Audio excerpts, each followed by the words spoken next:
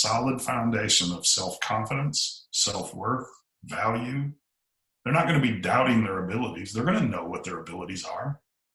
And this is the other cool part, when you become confident enough to really learn yourself and really own it, the good, the bad, the ugly, you'll identify your weaknesses and you won't try to ignore them. You'll work on your weaknesses so they're better. If you know that your weakness is a domestic call, right? And you're okay with, okay, you're right. That's one I hate. I need to get better at that. You mentioned public speaking might be in one of yours. Well, you're working on that, right? That's a weakness that you could choose to just hide and go, I don't have to do any public speaking. I don't need that. Then it will always be a weakness. Now, does that mean Mike's going to be as great a public speaker as, Ronald Reagan or some of the other great people that, no, it doesn't. It doesn't necessarily mean that you or I are going to be that good, but we can speak. We can do this, right? And same thing about any situation you might walk into as an officer or training other officers. I can imagine some of the guys who are trainers. The trainer's not always going to be the oldest guy. There's probably some guys who walk into your training room and think, what's this guy going to teach me, right? And that probably gives you like, oh, I don't know if I have the credibility to teach so-and-so. You do, because you've taken the time to be a professional in whatever it is you are learning and whatever it is you are instructing, and therefore you have the knowledge and the ability. So that's what I mean. Know who you are. Own it. The good, the bad, the ugly. I got my bad stuff. There is no doubt I got my bad stuff. If you publicly humiliate me, that's my little soft button, right? But it's really the big easy button is the way I look at it. You want to make my head explode, you want to get me out of my, good personality part, all you got to do is publicly humiliate me. I'll become the worst dude you ever wanted to meet in your life. And I'm not proud of it. I know that's like the devil's easy button, right? It's like that, man.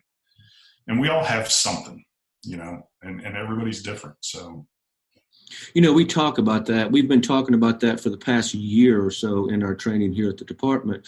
We talk about emotions. You think about that. We go through or we experience a lot of emotions throughout any given day, right? And that's normal to experience those different emotions, whether it be joy, anger, fear, worry, whatever. We experience those emotions. But we talk about our officers learning how to be self-aware and identify those emotions, understand and identify when you're afraid or when you're angry. I'll give you an example. I'll give you a story. One of the officers told us during one of the classes. He talked about he'd been working, shift. It was during a time when we were having a bunch of vehicle burglaries. They were hitting neighborhoods and neighborhoods and neighborhoods. And he had already taken 6 vehicle burglary reports, and his own partner had already taken like 5. And they both just got dispatched to the 7th, and his own partner just got dispatched to number 6. And he says, I was ticked off. I didn't want to have to go deal with another vehicle burglary call. And he said, but you know what? When I was driving to that call, all angry and frustrated, I thought to myself, if it were me or a member of my family that needed that service from the police department and the officer that showed up was a jerk, hard to get along with, very short, just came, got the information, left with no emotion, how would that make me feel? And he actually was able, and we talk about this, stop, take a second, think about what you're feeling, identify it, move through it, and act professionally. And that's exactly what he did. He was able to realize, okay, I'm angry, I'm frustrated, but I still need to go to this call, even though it's number 7, and I need to handle it as professionally as I can. Before we leave this question, you brought up the magic word of feelings, right? And a lot of guys especially don't like that word. And we want what to do with feelings. We've been told the wrong things. Stuff them, be quiet, don't cry, all these kinds of things. And I'm not saying we got to cry at everything in the world. What I'm saying, though, is this little nugget. Feelings are not good or bad. They just are. Feelings were given to us for a reason. And if you think about it, they're like the check engine light in your car. When a feeling comes upon you, That is a signal for you to do something, to take action. It's not to quit. It's not to fall, it's not to go wither away, right? It's not to shut down. A feeling is necessary, right? Because it's telling your body to take action. So it's an indicator, and it shouldn't be ignored, right? Or consequences come when we ignore them. I shared just a little bit earlier. I drank heavy for 28 years of my life, and I drank every day. And officers, I drank and drove every day. I stopped at a bar on my way home every day, and I'm the luckiest man alive. No DUIs, never hurt anybody. I'm just lucky, period. But I tried to deal with feelings with alcohol, and I know that's a problem, in a lot of departments and stuff as well, and a lot of first responders and stressful, occupations. We try to use other things, food, the gym, staying at work, and workaholics, right?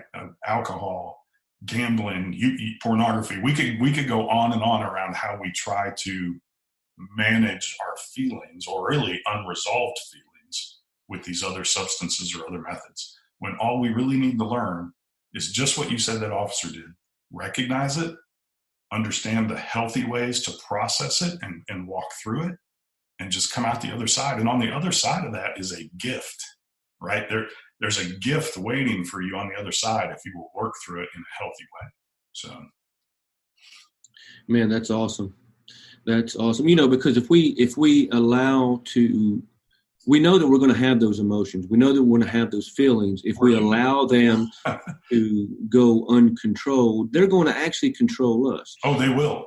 They absolutely will. And it will not be in a good way. And it took me 28 years for mine to finally, you can only stuff something so long, like a teapot, right? And eventually it's going to come out. Now, it might not explode, but it starts oozing out all kinds of ways in your life, right? Yeah.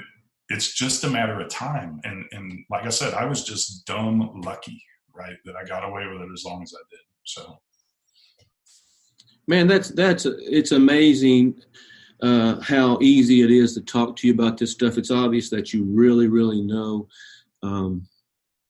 in-depth details and strategies to get through mindset, or how to improve our mindset. How to improve it. That's all I can, I can't guarantee you success, because in the end, you got to do the work, so I can just try to show you some ways, right? And the trick is, my job as a coach when I do this is working with each individual. I can't just say, well, what worked for Mike is going to work for Joe and Tim. And no, I have to get to know Mike, and I have to get to know Joe, and I have to get to know Tim. And then I have to bring my experience and my expertise to each individual to help them find what's really holding them back, right? And then we pick on that, right? Yeah. And you attack that, right? And it's because we're each unique. I mean, that's what's awesome about it. So we're unique. That's what's amazing about being human, is we're unique. There's never going to be another one of me ever, right? I mean, if that doesn't just blow your mind to think about someday, like, there will never be another exact copy of you or me. Yeah, that's just crazy, right? That is crazy. That is crazy. So why do we want to be like somebody else? That's what always drives me nuts. We go through life looking at other people, and we want to be somebody else when we were created to be us. Just we're unique for a reason. So yeah, that is awesome. Just thinking about the uniqueness of each individual. We really don't think about those things. I'm telling you, we don't. And that's why I love the journey training. I'll just explain it real quick. When you come, I'm going to put the positive mindset in your minds. When you come, what you do is you take 2.5 days out of your life. I mean, you really do. You get away. You come to a hotel where we have everybody stay there, so that you disengage from your regular life and just focus on you. That is hard for people to do. Yeah. But it's a commitment. And then that's an intentional step. You remember that word intention? It comes up a lot.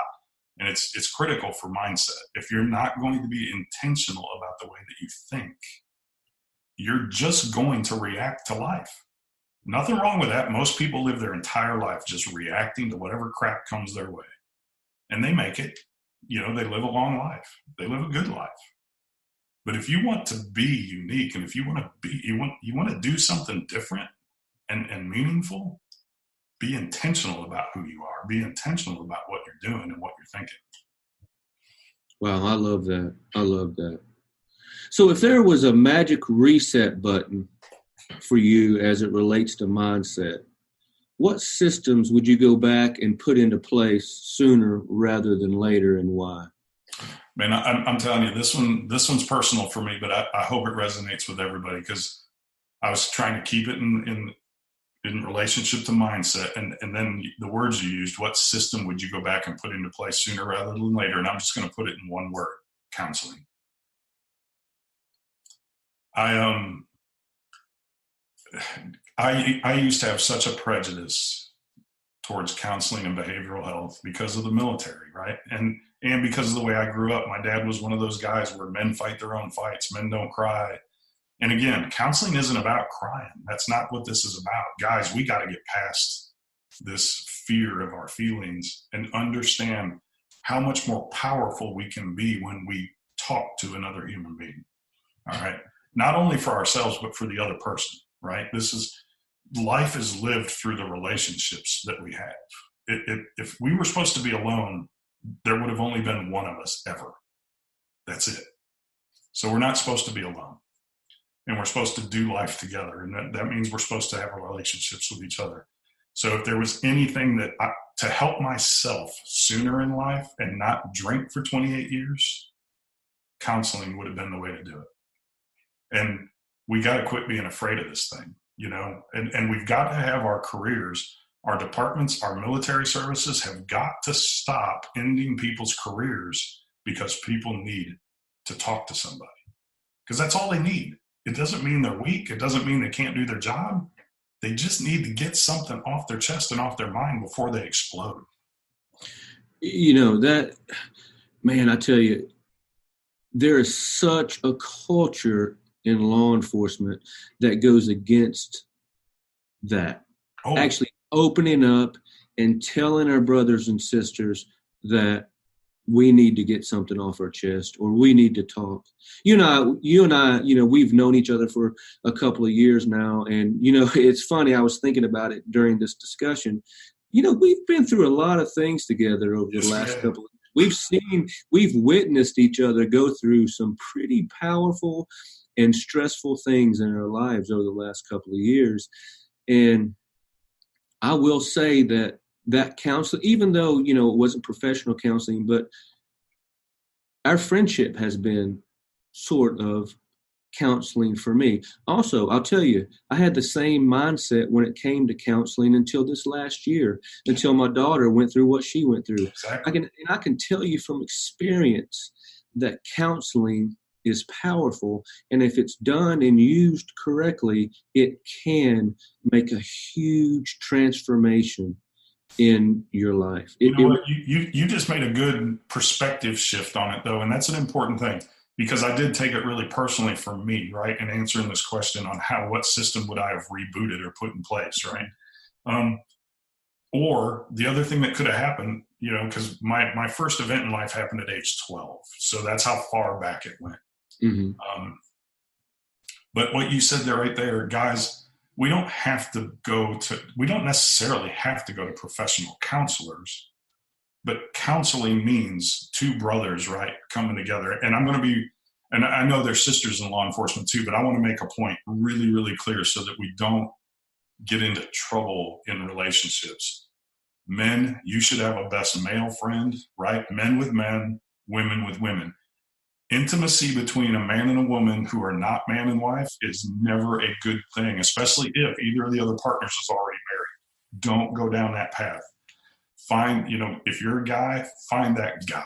Find that guy that, look, I've already shared a couple times. I'm a guy.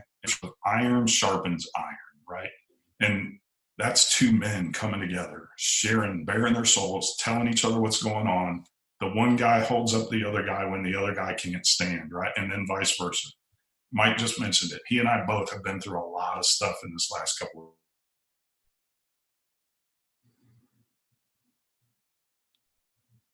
are.